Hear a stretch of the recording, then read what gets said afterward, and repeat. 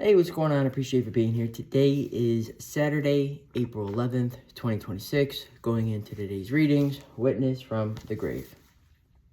Imagine standing in court and calling your witness straight from the grave. According to legend, that's exactly what happened when Stanislaus, Bishop of Krakow, faced an angry king. The dispute began after Bishop Stanislaus bought land for the church from a man named Piotr.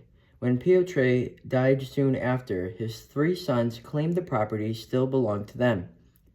They brought the case before King Boleslaw II, who despised Bishop Stanislaus for calling out his cruel and immoral behavior. Not surprisingly, the king sided with the sons, but Bishop Stanislaus wasn't finished. To the king's amusement, he asked for 3 days to bring in his witness. After fasting and praying, Bishop Stanislaus led a procession to the cemetery. There he commanded Piotr to rise, and he did. Together they walked to court, where Piotr testified he had indeed sold the land to the bishop. With no choice, the king ruled in Bishop Stanislaus' favor. When Bishop Stanislaus asked Piotr if he wanted to keep living, he chose to return to eternal rest. The king never forgave Bishop Stanislaus. Their clashes grew so fierce, in fact, that the bishop eventually excommunicated him. Enraged and labeling him a traitor, Boleslaw stormed into a chapel during Mass on this day in 1079 and killed Bishop Stanislaus with a sword. Devotion to Bishop Stanislaus began almost immediately after his death. Pope Innocent IV canonized Bishop Stanislaus, who died a martyr death in 1253. Today, he is honored as a patron saint of Poland.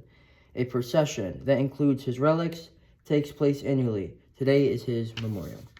Matthew chapter 28, lines 9 through 10. And behold, Jesus met them on their way and greeted them. They approached and embraced his feet and did him homage. Then Jesus said to them, "Do not be afraid. Go tell my brothers to go to Galilee, and there they will see me." The disciples had heard Jesus speak for a couple of years about the way to fulfillment. They heard him say that the way things work out best, the way to life, is to entrust everything to God.